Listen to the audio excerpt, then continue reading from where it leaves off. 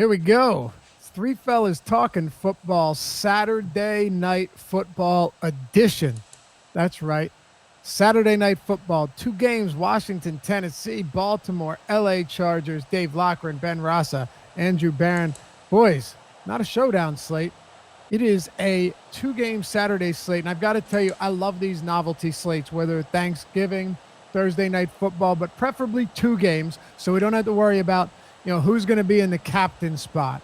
I must say, before we even get into any of this, Ben, I was watching from A to B on Monday as you guys broke down the Monday night football game between the Saints and the Panthers, and it was very good analysis, enjoyable show.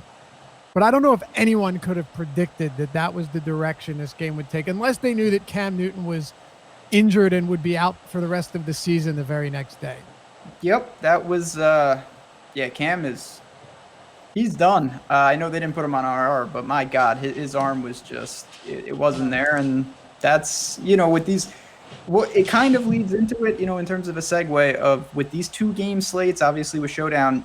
Crazy narratives, crazy things can happen. And just because this isn't a captain situation, we only have two games. They're somewhat ugly. I think we're all going to be saying that you can do some pretty wacky things when we break this down. Andrew, I had a pretty nice night last Saturday. I played like 5 lineups, had a solid evening. And I think there is, I hate to use the word edge with these small slates, but I will say this much, and you can feel free to disagree. I do feel like there's more of an edge with these two gamers. As you guys both said, it's so hard to peg kickers in the showdown. And then the defense, you can put them in the captain. And this, like, at least with this, we've got a format that we're all very familiar with. And there are ways that you can make things work to your advantage without having to wonder whether or not the kicker is going to have 15 fantasy points in the captain spot, 1.5 that, and then you lose because Will Lutz had a huge game.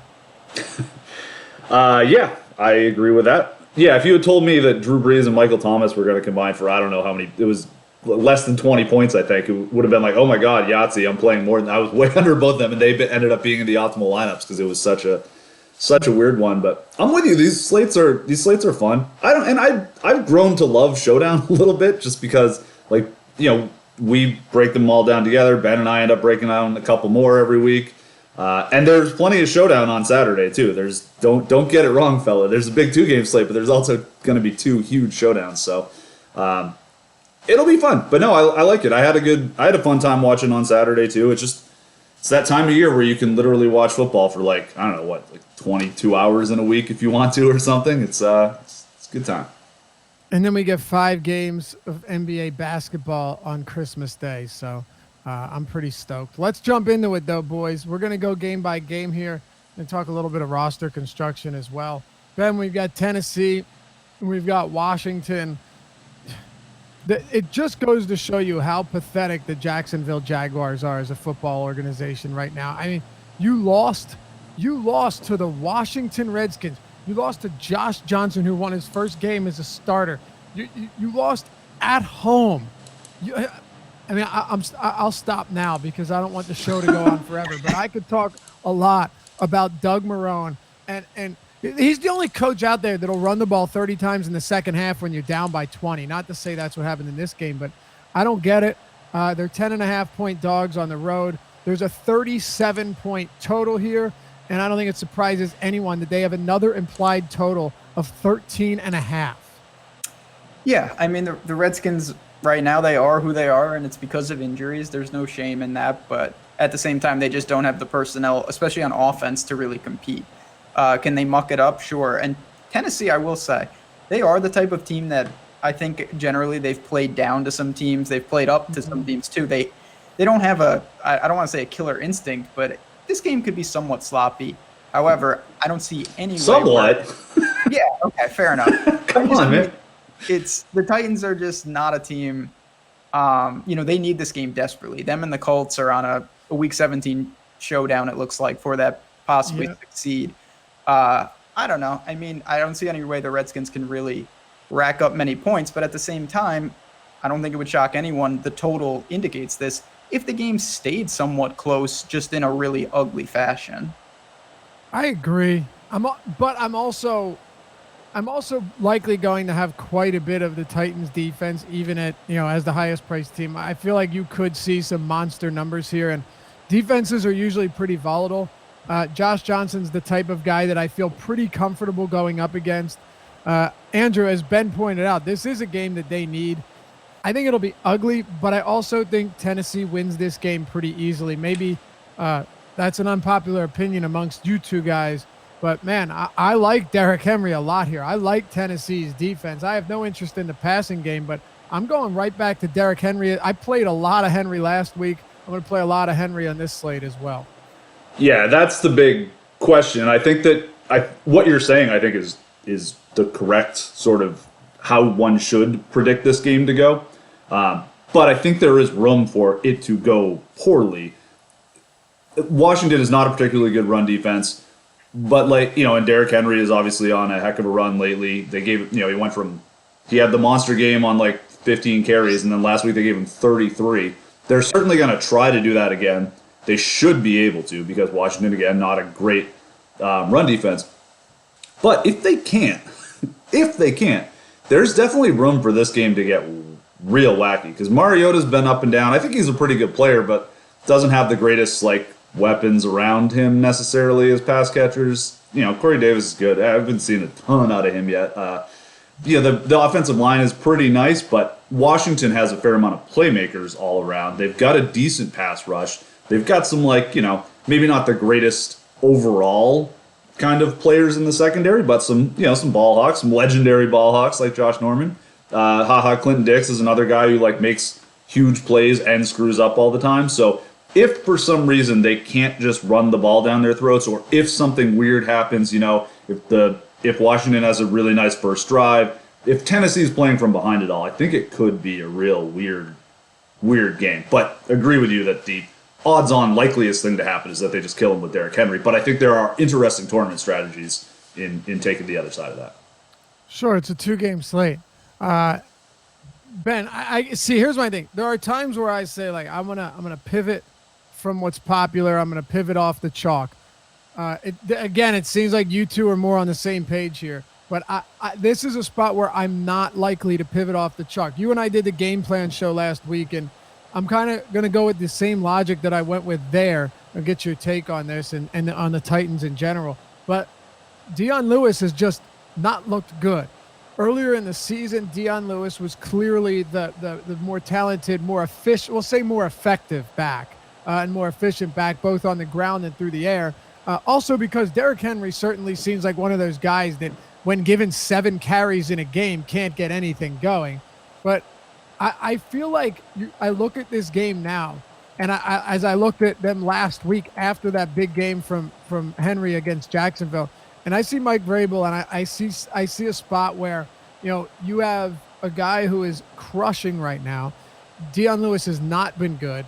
You are heavy favorites, and the biggest thing for me that kind of solidifies it is even if their offense stalls, I don't think Dion Lewis is going to bring it back from the grave. And I also don't think Josh Johnson, even if he has a mediocre game, is going to be able to come away with a lead that's sufficient enough for the Titans to abandon the run game and lean on Marcus Mariota's arm. Floor is yours. I'm not there with you, but I see what you're saying. I'll say this.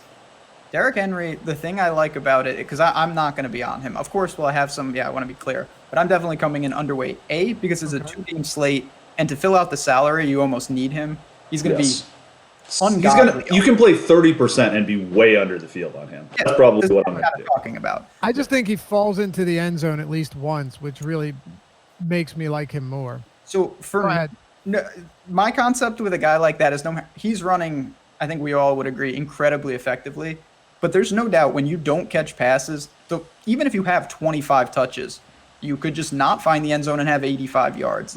That blow up is always there. I don't care who you are. And there's a lot of better running backs who don't catch the ball than Derrick Henry. So I think the floor is a lot lower than people think. I know he's going to get fed. I don't see many game scripts where he doesn't get the touches. I just think even with them, there's a reasonable chance that he just doesn't have a big game. Is it going straight to Dion Lewis? I'm definitely going to do that somewhere, but I'm with you. I don't think that he immediately becomes old Dion Lewis where he has 25. But unlike Derrick Henry, even he's been a non-factor to the most extreme, and he still is getting like 8 DraftKings points, and it just shows what 3 or 4 catches will do for you. All right. So we've definitely got some different takes here. Derrick Henry is just, He's- I know it's He's just been, so tall. He makes him easy to tackle too. And Washington's linebackers are like good tackle. They have like real personnel there. They've had a tough year, but like I don't know. I'm with you. I think there's a lot of chance you can fail. I think there's also a viable route to playing both of those dudes. oh, I definitely will pair for, just a 12K and hope, that Henry does fall in the end zone, but Dion Lewis is doing damage through the air. Because that's another way to get leverage. We're talking about a 2-game slate. Say you really like Derrick Henry, and part of it's going to be how do you separate from the other 70% of people who like Derrick Henry? Right. Right. And what I'm pretty much saying is that I probably won't. And I'll bank on him having a good game. Sometimes, like there are times where I'd rather be with the chalk than against it. And obviously, you hear that take and you say, well, what's the point of that? Well, it just sometimes I like somebody to the point where the only reason I wouldn't play them, even though I like them a lot, is because other people are playing them.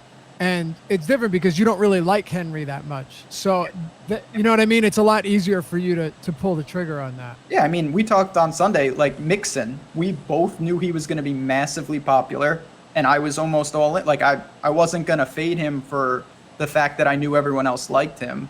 Because, if you like the spot, it's weighing the ownership against the chance of success, obviously.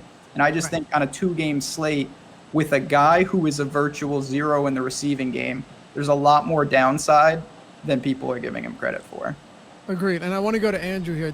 The only thing I will say, though, against that is the one benefit that he does have is that while he is a virtual zero in the receiving game, you're not going to hear an argument from me there.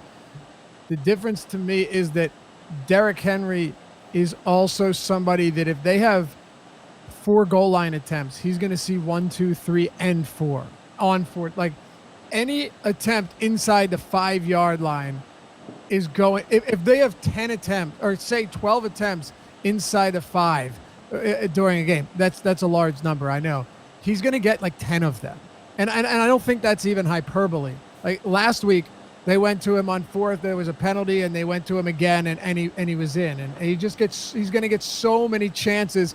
And I just think they control the time of possession. I think last week was a mirage. I think Josh Johnson is going to come way back down to earth against the team that actually has something to play for. All right, Andrew, talk to me about the rest of this game. Yeah, I think that's great analysis, just for what it's worth. And I think that's exactly how one should look at this game. It's just relative to I don't think that's 70% likely to happen. Right.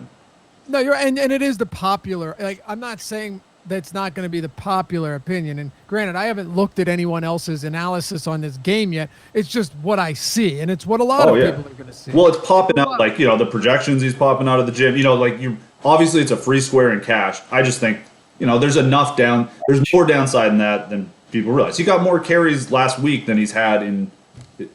It's like double of any other game this season. So, right, no question. I think though is again, he got that many touches, but he was also instrumental in that win. Right, 170 yards, 2 touchdowns, which means I think they stick with him unless something goes terribly wrong. Look, he's averaging good matchup. He's averaging 4 yards per carry on the season, not including the Jacksonville game. I just wiped that out. He's averaging 4 yards per carry. With that game, he's averaging 5 yards per carry, which is ridiculous to get an additional yard with one game. Yeah. But, look, So you're saying he's a slightly under, below league average running back? Is that the argument you're trying to make here? I'm saying with 30 carries, with 30 carries, that's not terrible enough to not get the job done. Oh, I will take a hard under on 30 carries, I guess, is part of the argument too. But I mean, you know what, Neil? I'm not exaggerating. It's funny. Even though I don't like him, the reason I don't like him has nothing to do with his volume. I don't see any way that he doesn't get time and time again chances. I'm just saying Derrick Henry's the kind of guy who can be ineffective on 24 carries. Yeah. Well, yeah, no, fair enough. Yeah. I think if I had to set an over-under on carries, I'd set it around 25 in this game. No. But what if, like, I'm just saying, like, if Washington runs back the opening kickoff, or like somebody fumbles early, like if I don't think it matters. weird stuff like that happens a lot in football, and that makes Derrick Henry a much tougher sell.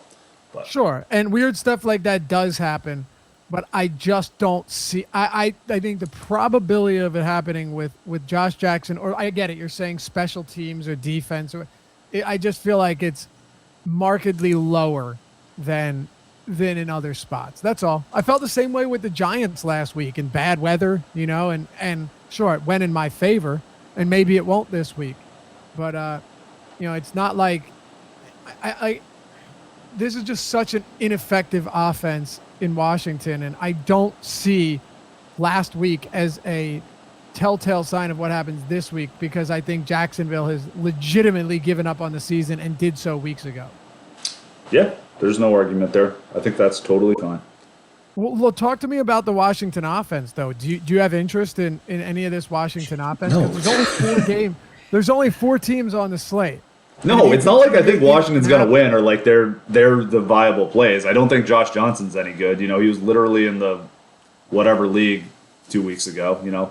First overall pick. What was that? The some sub arena football league. Football? Yeah, it's just a made up league. Yeah, talk about your all time backfire on that pick. Redskins just take your quarterback. Yep. But Yeah, that's brutal. I don't know. I think Chris Thompson is obviously the most interesting play. Jameson Crowder could get some cheap volume. Vernon Davis is really fast. Like, that's cool. Like, if he catches one and he's got to step on anyone, like, they're not catching him. So I think that's a You got some Jeremy Sprinkle? fine play. I don't have any Jeremy Sprinkle. Hi. I don't Henry's have a lot of Mo Harris interest. Don't have a lot of Josh Doxson interest, but they're out there. Derrick Henry's going to bust because of Jeremy Sprinkle. Yeah. You heard it here first. My talk on Derrick Henry is nothing to do with Washington being good. It's that crazy shit happens in football games. And if he's in a bad script, he's rendered useless. I don't know, man. My girl just baked some cookies and brought some up to me. Nice and hot, right? Good Fire. sign. That's a good life. I've got nothing. I'll do something tonight, though, that'll have me on the couch. Yeah, those might be poisoned. If you're not doing the game plan on Sunday, now we know. A lot of these poisoned. I did say I'd be done the show by 8, and it's 8:20. This is what happens. Yeah. Derrick Henry. Yeah.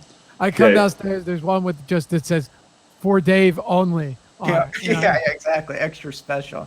But yeah, I'm with you. Washington, maybe a weapon here, a weapon there. It's a tough, even on a 2-game slate where, you can get aggressive, you can stack up a team. I just don't think there's enough to go around for him. And I'm with you. Not to go back to Derrick Henry, but even if Washington gets out ahead, I don't think there's enough deterrent for the Titans to really alter what they want to do, because I don't think the Redskins are going to be up 21-3 and it's like, okay, we're playing catch up. But I'm still. If that happens, that's not happening. You've literally had everything possible go wrong that could go wrong. Right. Yeah. No, and you were arguing that earlier, Dave. Like I totally agree with that. It's just I think they're still going to try. It's just there's scenarios. Yeah. No. Yeah. Sure. I guess what I'm saying. I feel like the last 2 weeks, their best option to win games has been Henry. So like Ben's, if they are down by 7 or even 10, I don't think they go away from that, because you're like, listen, fellas, they got a pick 6 or they return the punt. We know they're not going to score with Josh Johnson, so stick to the game plan. And we'll see. We'll see. Maybe Derrick Henry does have 23 for like 70 and no touchdown. I think you're right. If it goes wrong, that's the way it goes wrong. Absolutely. And he's got a long track record of doing that. Not 23 and 70, but 12 for 32 has been a very common box score for him. Right. Although I do think he's the type of guy that as he gets more carries throughout if he knows you're going to get that work, you're going to get that work. I do think some guys thrive off that. What were you going to say, Ben? Yeah, no, I'm with you. There is something to that. I was just saying, it's not counterintuitive. A couple weeks have taken, Derrick Henry is in the bucket with LeGarrette Blount, with Adrian Peterson, with the guys that we talk about that they get you take the decimal point and you move it to the left of their rushing yards, and that's their total DraftKings points. It doesn't feel like that because he's been rolling, but like that's who he is. It's like, oh, he got 8.3. There you go, Derrick Henry. Like, that's who he is. Move it one to the right of the first number. Yeah, It's just I got. so I'm that's where I'm at. I don't want to take too much risk. I'm kind of with, I don't know, Andrew, are you saying maybe some Skins defense? Because I could get down with that. Oh yeah, absolutely. I can do some real sick stuff with the Skins defense. Yeah. That's literally the only thing I have from Washington, because I don't think that's crazy at all. The truth is, like, so Tennessee has scored, or Derrick Henry scored 6 touchdowns over his last 2 games. The Titans, does anyone want to guess how many touchdowns they've scored over their last 6 games or 2 games? The Titans? Yeah. 7. Yeah. 6. No, there you go. He's got all 6 of them. Yeah. That's not going to progress at all. Yeah, it's still 2 games. You know, like, yes, it's been unbelievable, but like we can't just say everything. Oh, by the way, if anyone is out there chiming in, apologies to the chat. We have pre-recorded this, so we are not ignoring you if everyone else has hot fire Derrick Henry takes out there. There won't be a chat, bruh. There won't be a chat? No. It's still on YouTube, right? Yeah. But But not. that's only for when it's live. Oh. Well, Find your way into chat. You're going to feel lonely. Don't worry. If you somehow discover a way to enter a chat, let me know how you did it. Yeah, that's bold. yeah, that would be good. Well, anyway. Look, but Andrew, I'm not saying that, and we can move on. I'm not saying that I expect. Nope, we have an hour of the Derrick Henry show. I know. Although it kind of is. It kind of is like the biggest factor of the slate, Absolutely. all in 100%. all, right? So if we're going to spend time on that, it's better than spending 26 minutes on Vernon Davis. But I think I don't expect to see 6 touchdowns over their next and final 2 games. What I'm saying is that the reason he has those 6 touchdowns outside of some really long runs is because they just feed the shit out of him. Like, he had 11 looks in the red zone last week, 17 total over the last couple of weeks. If they get there, he's going to have the first, second, and third chance to convert. That's all. And if you guys want to say anything else on this, we can close it out and move on. What about the 5th, 6th, and 7th chances, though? He'll get those. He's going to get them too. So I didn't play Derrick Henry on Sunday, and I watched the Giants game in full. And you're not exaggerating. It was like, oh, you know when you're sweating a touchdown, it's like, man, all right, they stuffed him on 2 straight, beautiful. Now they're gonna throw. No, they're not. They just give it to him again. They gave it to him on. They gave it to him on a 4th.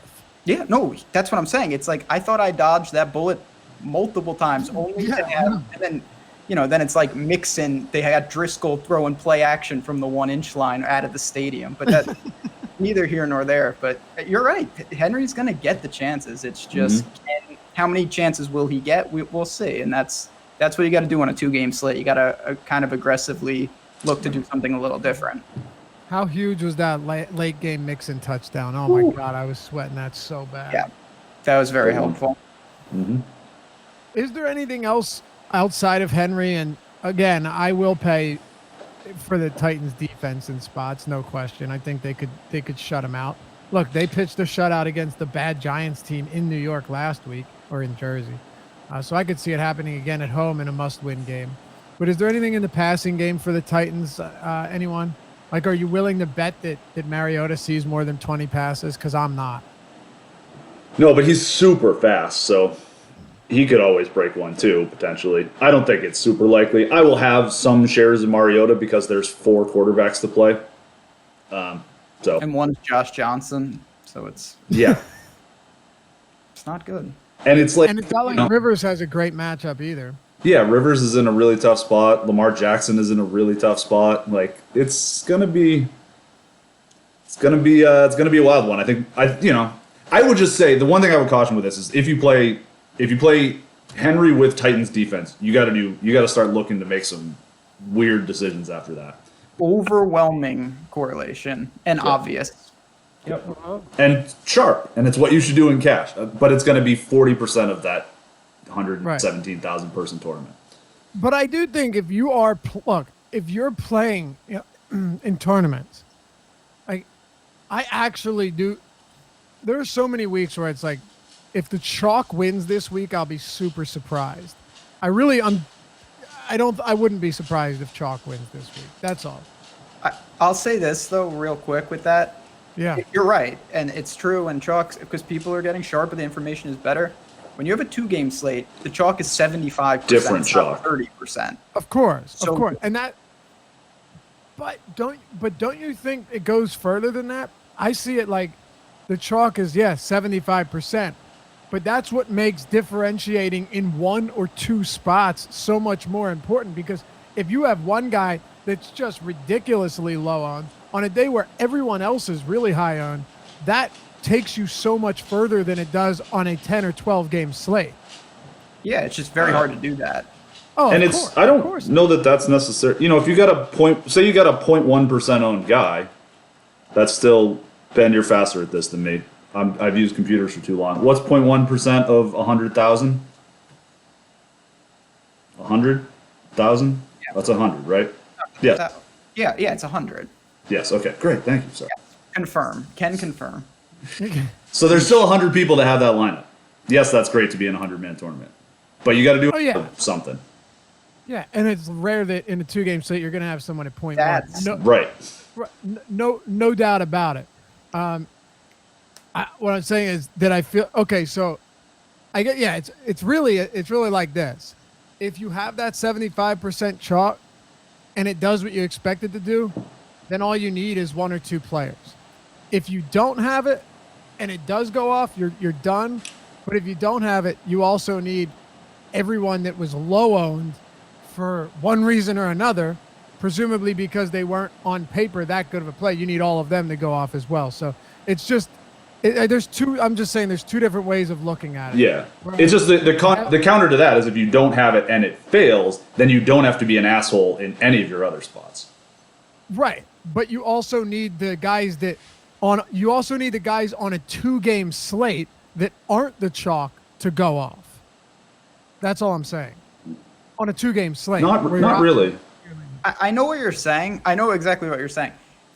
To me, the difference is on a 2-game slate, I don't think it's really possible to leverage with someone who's sub 5% unless you're doing something borderline irresponsible. You can take Mannertz. Yeah, that's the perfect example. Oh, God, On yeah. the showdown slate, that guy caught a touchdown on a fake punt, and he still was, I think, like maybe around 1% owned. I think Obviously, it was 0.2, but still, yeah, point taken. There's hundreds of teams with that guy on it. and the point there is you could get a 0.2% owned guy on a main slate who's a normal wide receiver for a bad matchup. Like Right. that's That wasn't what I was saying, though. I'll pose this last question, then we can finally move on. I'll get you both your answers. What I'm saying is, on a slate like this, how much do you really have to differentiate? Is the question, because the more differentiation you do on a short slate like this, where your options are already limited, and I'm not trying to advocate a chalk dunking mentality here. I try to get away from that in spots where I think it works. I was saying, the further you drift away from that in every additional position, how much tougher does it actually make it for you to have any chance, because your player pool of pivots is so limited? That's all I was saying. That's a good point. But it's also like this isn't Pat Mahomes against Tampa Bay. You know, it's not like a Sure. No, and that's another good point. Yeah, right. Again, though, what the whole thing is, there's different ways to look at it where what you're saying makes perfect sense. And what I'm saying is that the chalk isn't necessarily a death sentence, even if they don't have a huge game, because you're still relying on a 2-game slate for someone not named them to have a better game than them. So I'll say 2 things and then I'll leave it at that. One, and that's where raw points come in. Like Derrick Henry could be wildly ineffective and get 12, and he's part of the optimal just because there's no one else who outscores him. That's very what I'm saying. possible. But I'll say this: my last comment on it is, to me, you have to be more outrageous with pivots if you play Derrick Henry, because to be different, you're going to have, like, if I don't play Derrick Henry, I can be more vanilla because that's my stand. That was If you my, play him, yeah. you're going to have to do something somewhere else to be different. Whereas I feel like the natural, like, I could build a pretty objectively normal lineup. It just doesn't have him, and that in itself Right, is unique. but being vanilla just means that you're going to go to a bunch of 50, 60% guys instead of the 70% guys. But if you're playing all those guys without Derrick Henry, you're probably in some pretty good shape. That's If Derrick the Henry balance. were to fail. Yeah, I guess. But is Derrick Henry the only chalk? Like, is it? No, That's what. we haven't gotten to the second. Right. That's what I'm getting at. So if he's not the only chug, then where do we draw the line of like, all right, well, I'm not going to play him. So is Derrick Henry the main? This is the easiest way, and this will be a good segue.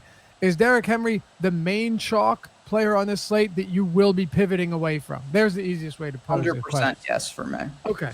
Same. Well, you know what? We came full circle. Look at that. That was a great discussion. I think that was super, like, because this is what you have to think about on a slate like this. Because, you're right. Some people are like, oh, it's 2 games. I need to make 9 crazy picks. And it's like, no, you don't. Not at all. Right. You just need to be a little different in a couple spots. Right. And those 9 crazy picks have to pay off over the 9 non-crazy picks, of which I can assure you all 9 or all 7 or all 6 or even 5 of them are not going to bust. Yep. Yeah. Right. Good discussion. Real good discussion. What do you say we move on to the second and last game, boys? One more. Let's do it. All right. This game's tough, honestly. Like I'm really curious to get your guys' insight on this. I have my thoughts as well, and I will certainly share them. We'll start with you, Andrew. The Chargers at home. This team, I love this team. You know, if the Eagles don't make the playoffs, they have like a 43% chance of making it. And even if they did make it, they're not going anywhere. But once they're out, once I know that they don't have a chance, I'm rooting for the Chargers, man. I like this team. It's tough to watch Phillip Rivers throw a football because I wonder how it's accurate, but he does it and it works. And I just love this football team, and I want to see Gates get a ring. And there's so much about them, but they're good. And you've talked about their defense all year, saying that they were going to get better. When they started off kind of rough, when they got healthy, they were going to get better. They're a good team, and they're 4.5-point home favorites against a pretty decent Ravens team and a very decent Ravens defense. 44-point total feels pretty high compared to the 37 in Tennessee. Yeah, for sure. Chargers defense is actually, that's my favorite play on this slate because I think Tennessee will be more popular even though they're more expensive. I don't know. We'll see. It's $1,000 difference, but like you kind of have money. You can make some not insane $44,000 lineups for this. So, you know, I think people will naturally sort of pay up for Tennessee. And Josh Johnson was not an NFL quarterback 3 weeks ago. So, Lamar Jackson was not an NFL quarterback last year. He has his real good moments, but I think this is a perfect fantasy matchup for a defense where you have the kind of crazy aggro defense. They've got 2 really good pass rushers, a bunch of really good ball hawks in the secondary, and a rookie quarterback who doesn't always seem to know what he's doing. Like, he makes some great plays, but, you know, he's pretty inaccurate with the ball. He's running around a lot. I think there's a lot of chance for him to make some big turnovers. So, really like the Chargers defense. Does sound like Eckler is, and, you know, if you're running that back, Eckler now doubtful, so most likely he is out. Gordon is going to play. And Justin Jackson should see a fair amount of workload because Gordon does sound like he's going to be a little bit limited at least. So we'll see how that goes. You know, I want to know, though, because this is the biggest thing, the biggest factor that plays into this, at least I think for this game, depending on how we play it. And if they do, how does the Chargers defense limit Lamar Jackson on the ground? Because Lamar Jackson has not faced any teams yet that have adequate personnel to stop him on the ground, right? He's faced Cincinnati, awful deep. Look at his matchup. Cincinnati, trash. Oakland, garbage. Atlanta, surprising garbage, but garbage nonetheless. We'll blame it on some injuries, but still garbage. Kansas City on the ground game, awful. And then Tampa Bay. Look at that string of matchups. He has not faced even a remotely difficult matchup in the 1, 2, 3, 4, 5 starts that he's made this season. Yeah. No, I think he's going to get exposed. Chargers have some really good players up and down the field and some fast guys. Like I don't think Lamar Jackson's not going to be able to run these guys. And as we've seen in the like in the some of the stuff he would do in college, like I'm not saying I watched his college tape. Don't worry, but he did. I'm sorry. He has tried to run over like NFL-sized players a couple times, and it's like you can't do that, and you certainly won't be able to do that here. I think he knows that you can't do that now, but I think they'll be able to, like whatever. When the play breaks down, he's got to make some big runs here and there, but I'm not really worried about the points against. I like Lamar Jackson fine as a play. I just think the Chargers are going to make him screw up a few times, and hopefully they can take advantage of it. Bring a couple to the house. Okay. Ben, looking at those matchups, by the way, in terms of run defense DVOA, this is amazing. He's faced Kansas City, Tampa, and Atlanta over the last 3 weeks. They rank 32nd, 31st, and 30th in run defense DVOA. Oakland is 27th. Cincinnati is 26th. They are all bottom 7 run defenses, the 5 teams he started against. Now, the Chargers are 18th. They're nothing spectacular, but we know they look a lot better recently. This team has played well. And I think they can, I won't say contain him, but definitely slow him down after he faced 5 cakewalk matchups over the last 5 weeks. Yeah, for sure. I think this is a much tougher test. Joey Bosa's back, so even the Chargers' season-long numbers are not really indicative of where they're at right now. I think there's a real chance for some burn. Like, I think, especially on a 2-game slate like this, doing something kind of wacky where you play, like, Chargers defense with Lamar Jackson and John Brown. Like, Casey Hayward's one of my favorite cornerbacks to pick on. Even though he's amazing, like, he does screw up and gamble sometimes. So I think that, a potential live deep shot would be fine. Let's get your take, Ben. Yeah, sorry about that. Someone trying to deliver Chinese food to my apartment, but I didn't order any. Just knocking on that door aggressively. I didn't have the screen up. Andrew chimed in. I was like, that's rude. Because then I pulled the screen up. The second I shut up, Lobby's like, all right, well, let's get your take, Ben. Like, well, because I thought you'd come up. And I'm like, I see Ben. I click back, and Ben's in his seat squirming around. It must have been that he just sat down, and I'm thinking he never left. Here I am. No one's asking me questions, and Andrew's just cutting in line here. But Andrew was just trying to save the show, so my apologies. Ben, what are your thoughts?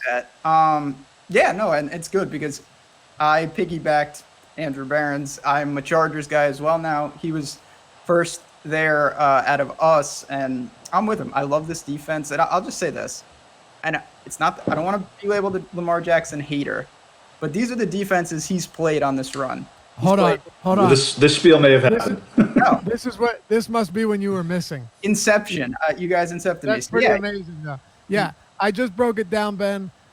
They rank 32nd, 31st, 30th, 27th, and 26th in run defense DVOA, the 5 teams he's faced. So, this is going to be obviously his toughest test, and we'll see. It's not precluding me from playing him, but obviously it's easy. It's an easy sell for me for this Chargers defense. I think they really could force him into some circumstances that he just hasn't seen because of the personnel he's been facing. Totally agree. I will go a step further. I would not be surprised to see Joe Flacco get some work in this game. Wow. I think the chart. Look, here's my thing. Again, like you said, not to be labeled a Lamar Jackson hater.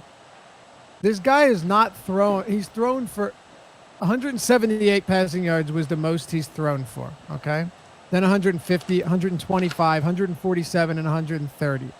Against good football teams with quality offenses and very solid or especially improving defenses, I just don't think in the NFL you can get away with, like, even Michael Vick, after he came out of prison and played with the Eagles, Kevin Cobb went out earlier in the year.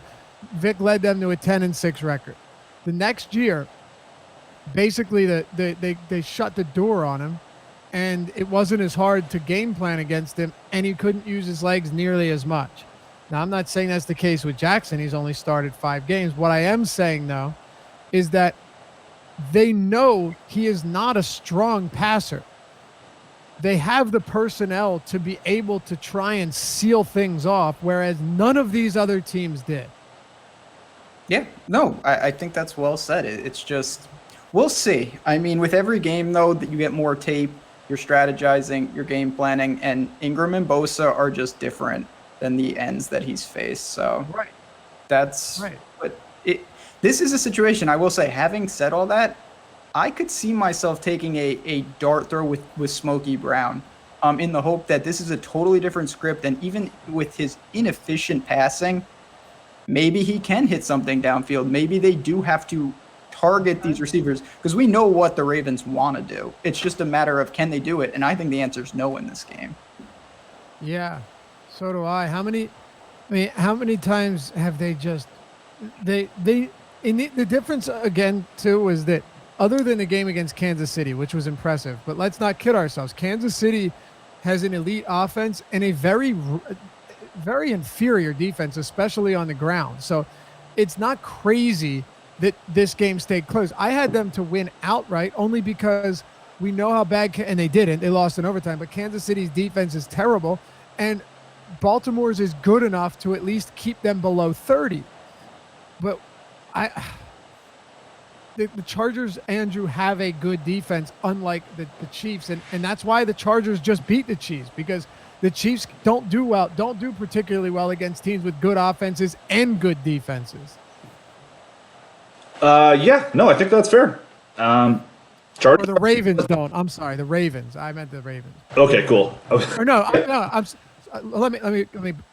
I meant the Chiefs struggle against teams that have good offenses and good defenses. They'll beat anyone that has a good offense and a bad defense. But then you run into a team like the Chargers and you have this issue. And I think with Baltimore, it's similar in that they have a good defense, but their offense is going to need to score them points in this game, and I don't know if they'll be able to. How do you predict this game moving, I guess is the question. Well, I don't know. I think it's probably going to be a blowout, to be honest. I think the Chargers are really good. I think they're underrated. I think they should be able. I don't know. I don't think it's going to be like the Chargers score 40 kind of blowout, but I don't see how. I don't know. 31-13-ish? Yeah, something like that.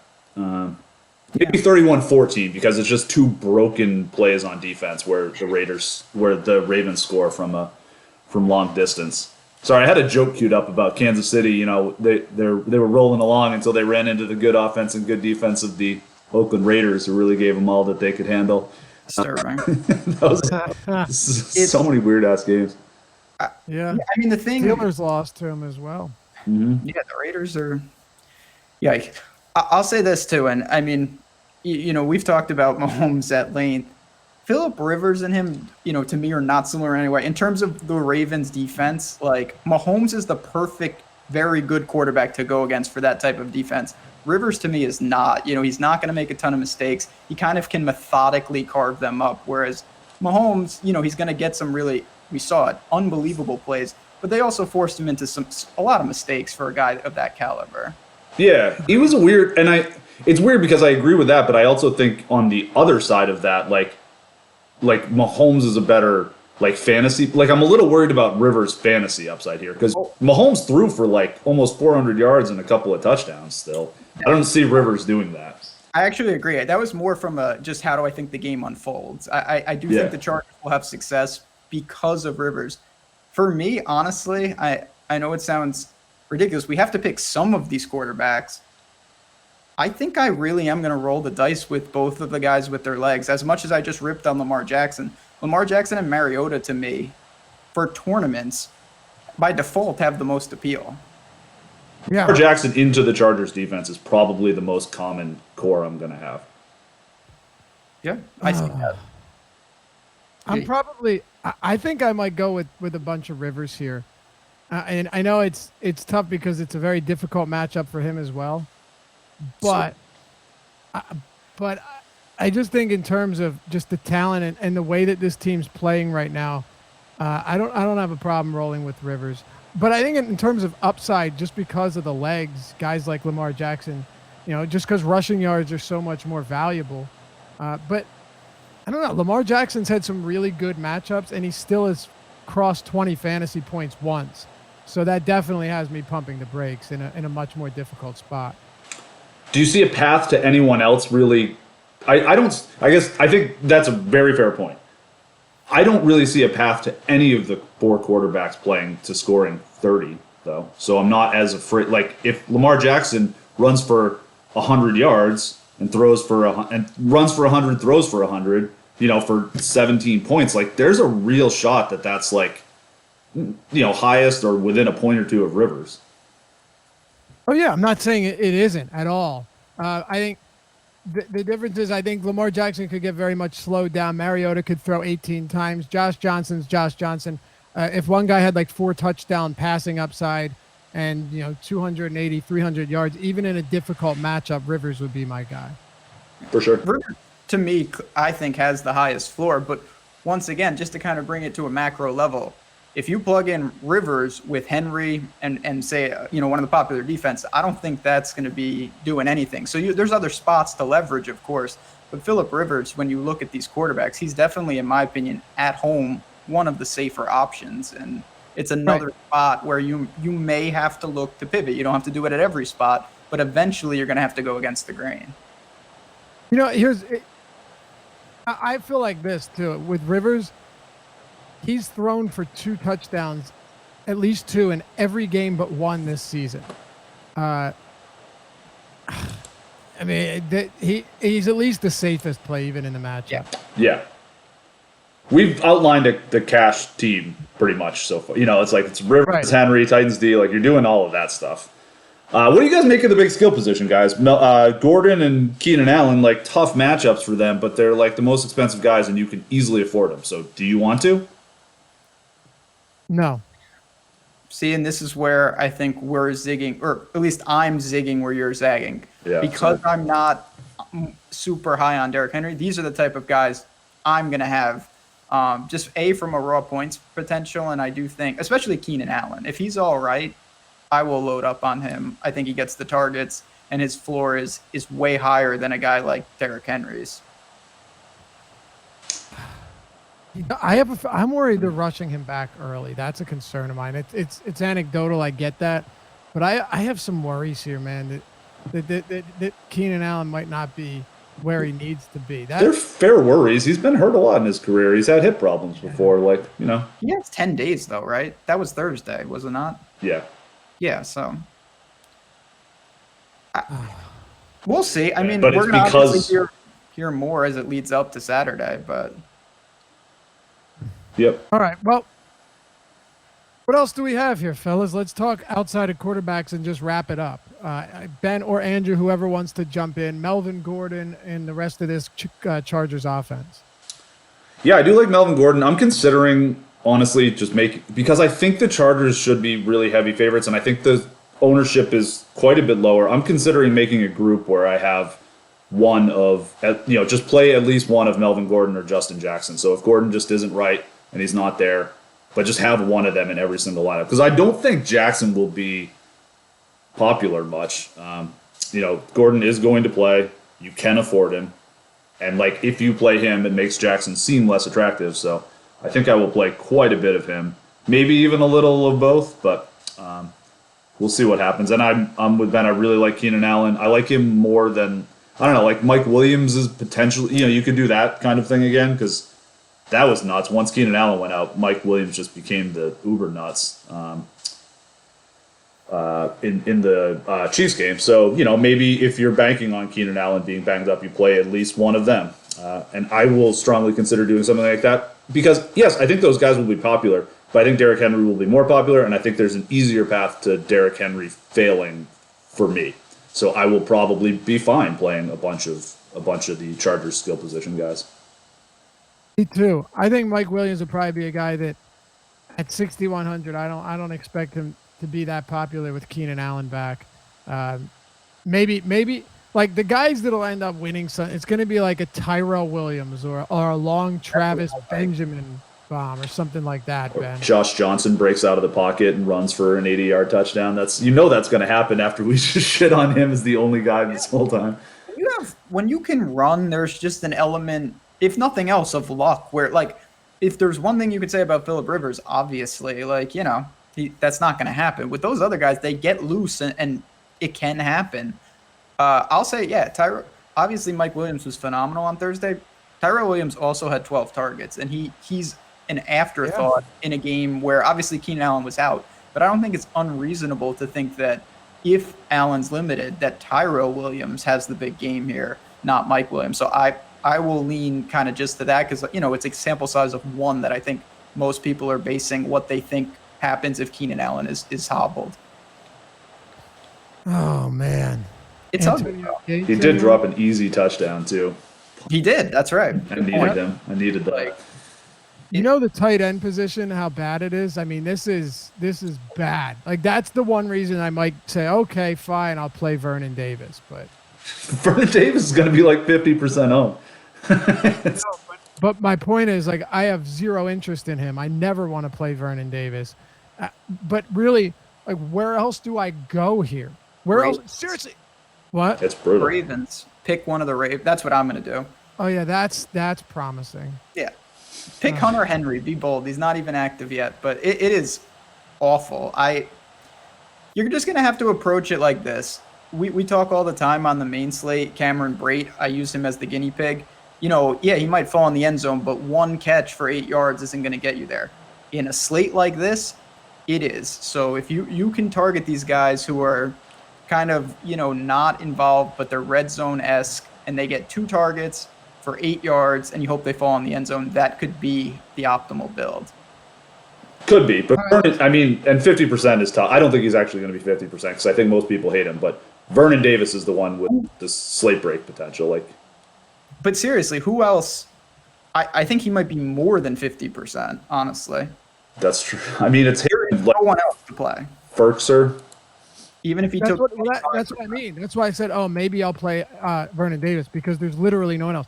You had the coaching staff say we got to get Ferkser more work, and he had exactly 0 targets last time. My point is more just that all of these guys, every single one of the tight ends is a stiff except for Vernon Davis, who is really fast and could potentially get away from everybody.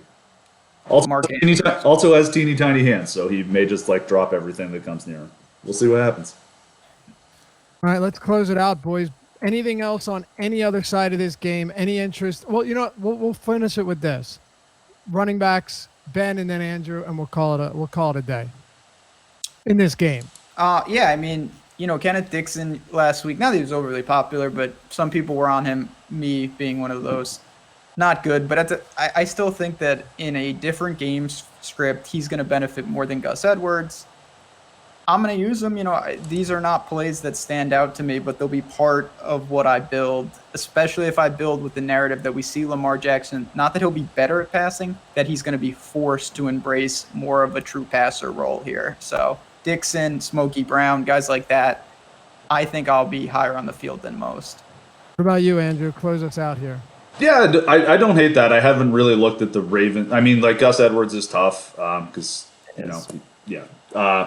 but yeah, Dixon, if you're trying to pick up some pass catching, I think is certainly viable alternative. And then with the Chargers, I do like the idea of playing at least, we'll probably just deal with it and play 65, 70% Melvin Gordon and the rest of my 35% with Justin Jackson in there, assuming Eckler is out. All right, boys. Who wins? Who's the winning tournament player? Who is it that's in the lineup that makes all of the difference on this slate, Ben? Let me give you a good one here. I'm gonna say Smokey Brown. All right, really? Yeah, that's an against the grain. As someone on a 2-game slate who won't be overly popular, he's the type of guy that could catch a 60-yarder, and he becomes that guy you need. All right. What about you? I guess Justin Jackson. That's a good one. All right. You know what I'm going to do, fellas? What about you? You know what I'm going to do? I've been saying the whole time. You will not win unless Derrick Henry's in your line. How about that? keep. I'm going to keep it straight and narrow here. There you go. Right? You say, okay, well, Tyrell Williams or Lamar Jackson, this, that, all very realistic. I'm going to say if Derrick Henry's not in your lineup, you're not going to win this week. How about that? And if he is in your lineup, still probably not going to win. Exactly. Remember that. Oh, we'll see. We'll definitely circle back on that. That's the whole point. Derrick back Henry scoring 40 points has zero bearing on what's going to happen in GPPs. unless you don't have him, is my point. Yes. Doesn't matter if you do have him either. You're still fighting against 75,000 people. Right, of course. I'm just saying that if you don't have him, you have no chance at all. That's my prediction. That's all. That's all.